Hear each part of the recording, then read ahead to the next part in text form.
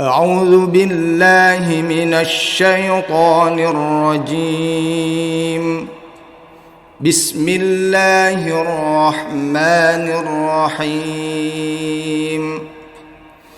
يا أيها الذين آمنوا كتب عليكم الصيام كما كتب على الذين من قبلكم لعلكم تتقون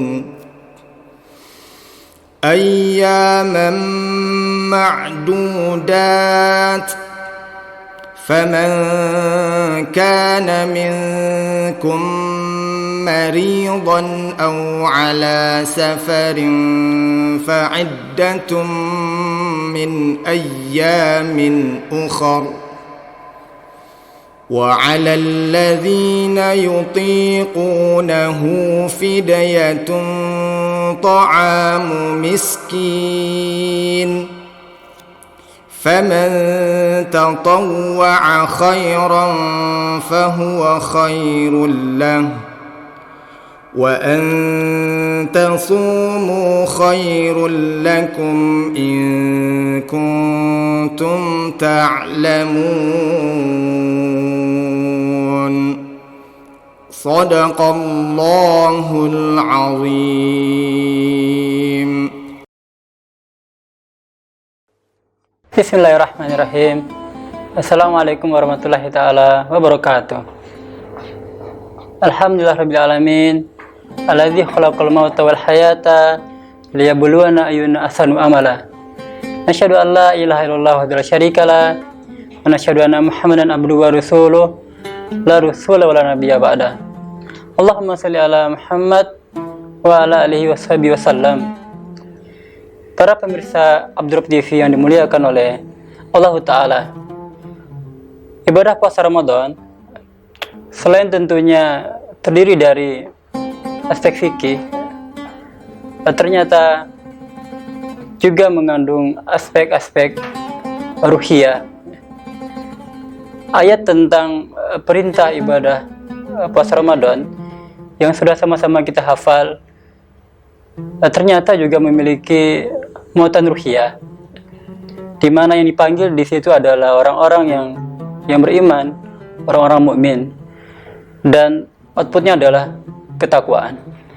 Nah, kemudian bagaimana upaya kita agar mendapatkan aspek ruhiyah dari ibadah puasa Ramadan kita ini? Caranya adalah dengan menjadikan ibadah puasa Ramadan sebagai momentum tarbiyah, momentum pendidikan. Ada 3 aspek yang dididik oleh puasa Ramadan ini kepada diri kita. Ada 3 unsur yang dididik, yaitu hati, akal, dan nafsu kita. Bagaimana kemudian ibadah puasa Ramadan mendidik hati kita? Ibnu Athaillah dalam kitabnya Tajul Arus menyebutkan bahwa hati ini adalah perangkat halus pada diri manusia yang mengandung 2 fungsi, yaitu fungsi intelijensia dan fungsi emosi, fungsi perasaan. Bicara tentang perasaan, maka perasaan ini ada 2 saja, yaitu suka dan tidak suka. Ibadah puasa Ramadan melatih kita suka dengan nilai-nilai kebaikan, dan juga sekaligus melatih kita tidak suka dengan nilai-nilai negatif, nilai-nilai yang jelek. Misalnya, ibadah puasa Ramadan melatih kita untuk bersifat bahagia dan gembira. Puasa Ramadan itu melatih kegembiraan. Nabi SAW bersabda sebagaimana diriwayatkan dalam riwayat Imam Tirmizi, "Liso imi farhatan." farhatun hina yuftiru wa farhatun hina yalqau rabbahu. Bagi orang yang berpuasa ada dua kegembiraan, farhatan. Kegembiraan yang pertama adalah ketika orang yang berpuasa itu berbuka, dan kegembiraan yang kedua adalah kelak di akhirat ketika mereka bertemu dengan Rabb-nya. Maka di sini ibadah puasa Ramadan melatih kita untuk senantiasa gembira dan bahagia. Ibadah puasa Ramadan juga melatih kita untuk hanya takut kepada Allah Ta'ala. Ibadah puasa Ramadan melatih kita suka dengan sifat-sifat kedermawanan dan kepedulian. Ibadah puasa Ramadan melatih kita tidak suka dengan sifat bohong, karena ibadah puasa Ramadan melatih kejujuran. Kita tidak berani makan walaupun kita berada di kamar kita sendiri, di mana tidak ada orang. Ibadah puasa Ramadan juga melatih sifat supaya kita tidak suka dengan kemalasan, karena ibadah puasa Ramadan ini melatih kedisiplinan dan tanggung jawab kita terhadap amal-amal kita. Nah, itu tentang bagaimana ibadah puasa Ramadan mendidik hati kita. Kemudian bagaimana pula ibadah puasa Ramadan ini mendidik akal kita. Ibnu Qayyim dalam kitabnya yang Sadarus Sa'adah menyebutkan bahwa akal manusia ini adalah satu kekuatan yang berfungsi untuk mengikat dan membentengi apa-apa yang telah masuk ke dalam hati. Makanya dalam banyak ayat Al-Quran, fungsi hati dan akal ini memang saling beririsan. Misalnya dalam surah Al-Hajj, Allah Ta'ala berfirman, afalam yasiru fil ardi fatakuna lahum qulubu ya'qiluna biha. Apakah manusia ini tidak berjalan di muka bumi?